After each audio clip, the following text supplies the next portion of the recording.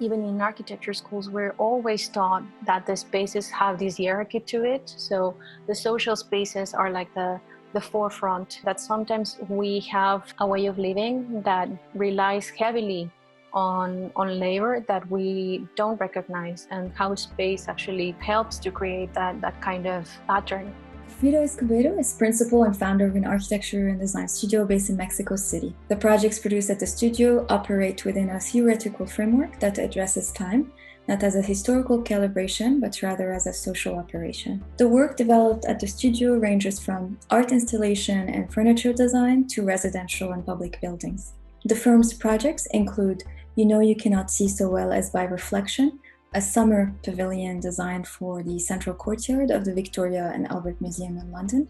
And most recently, of course, she was commissioned to design the 2018 Serpentine Pavilion in Kensington Gardens. Frida, thank you so much for joining us today. First of all, thank you for the invitation. It's great to be with you. I studied architecture in Mexico City, and then after 7 years of practicing, I came across this wonderful program, Art Design at the Public Domain at the GSD. It really expanded the possibilities for me. It made me feel and understand that architecture could be more about research, it could be design, it could be art, and we would still be talking about space. And then I came back to Mexico and continued practicing. I'd like to begin by talking about the block pavilion in El Eco Museum. Presumably anybody could take a block from the installation and gradually the installation would disappear, but also anyone can bring their own block and it would sort of change in its use, but also in its material presence. Your work seems to fluctuate between two different scales. On the one hand, we have traditional buildings, one-to-one scale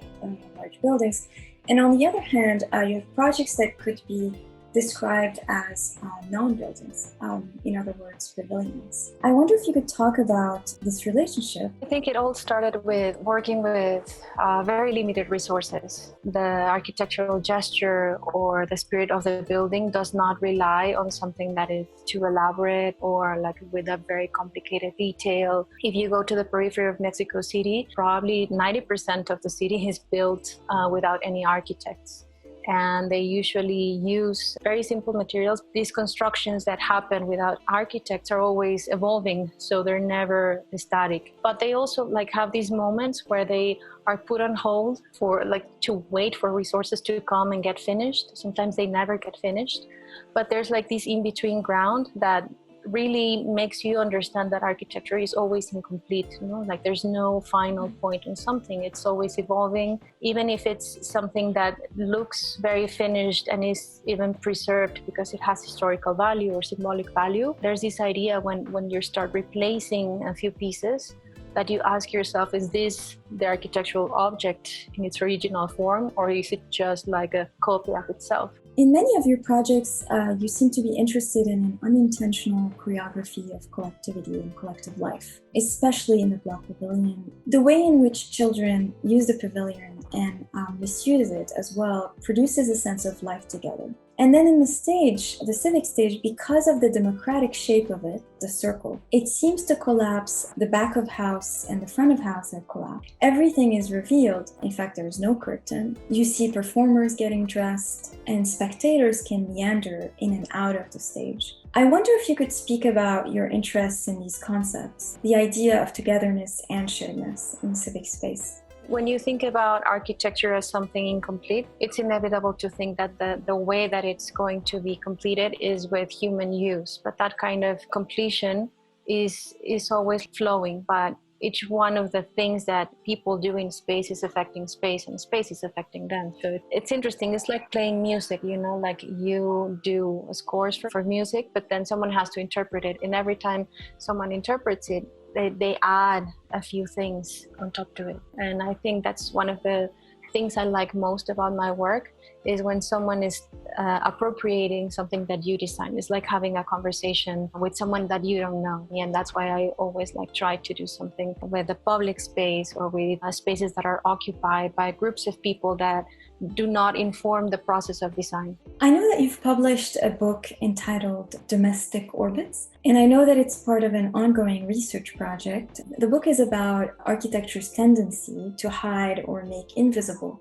domestic labor and spaces of service in a home. Maybe you could tell us a little bit more about this motivation, the motivation of the research in the book, but also your position about the ethical role of the architect. The project started in my head when I was invited to do this project called Ordos 100. It was an invitation of 100 architects of around the world to do a very experimental house in Inner Mongolia. When we received the program for the project, there were 2 kitchens, and at the beginning I thought there was a confusion, or maybe I was like mistranslating something. And then when I called, it's like, no, one is the dry kitchen and one is the wet kitchen. So in one of the kitchens is where the food is actually prepared, and the other one is where you receive your guests, and it's more like for social events. If you think about the home and the idea of the fire or the kitchen, it's really the heart of the home. So if we were talking about 2 hearts or 2 fires, we were talking about 2 houses living in or coexisting in one space. And because this was a villa, there was one strong foundation with the service house, and then something a little bit more porous that surrounded it that was more like performative, almost like a theater and the backstage. And then many years after, we were visiting Casa Barragán, and I noticed something that I saw earlier in this project in Ordos. And it's that house has a kitchen that is completely concealed and out of sight. There seems to be like 2 houses within one house. And then we started really analyzing like different examples of Mexican architecture basically in Mexico City, and how it's not only private homes like Luis Barragán's house, but also collective housing projects that have that type of strategies to conceal domestic labor. Even in architecture schools, we're always taught that the spaces have this hierarchy to it. So the social spaces are like the forefront. Sometimes we have a way of living that relies heavily on labor that we don't recognize, and how space actually helps to create that kind of pattern. This is not just a topic that happens in areas where there's this great disparity and where people are living inside someone else's house, but also in other areas where class and ethnicity and race play a huge role still. There are a lot of immigrants working in kitchens that we don't know and that have disadvantages that we are not aware of. So I think this kind of translates into some substitutions of domestic labor that have been outsourced into a different arena, but that are still there. You are now building social housing projects in Mexico City. I'm curious if these ideas are making their way in how you're imagining social housing in the city. The projects that started considering that kind of relationship of openness and collectivity is a project we did for Infonavit. It's located now in Apan, in the laboratory for experimental housing, but it started as regional housing for Tasco, Guerrero. Our main goal was to reduce the depth of the family as much as we could. So we just designed this extruded arch that would be structure and skin, and just like a single room that could implode and get divided as much as people needed.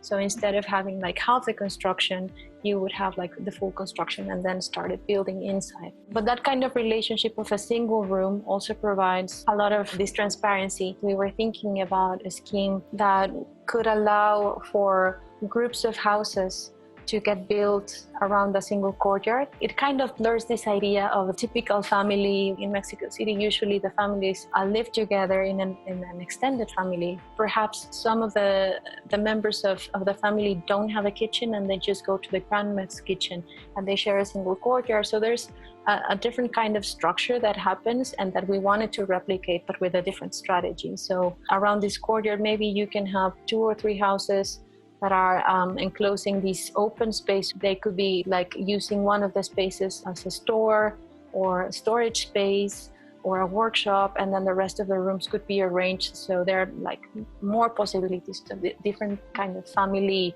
organizations. We started analyzing housing projects in Mexico City. It's huge and it's upper middle class for like very expensive apartments. And the idea of the amenities and how we're able to designate shared spaces for very specific things, like this idea of the swimming pool or the gym or even like a library. And we were wondering like what would happen if we would start analyzing the service areas, the domestic quarters for the domestic workers, but also what would happen if part of the amenity spaces was, for example, childcare.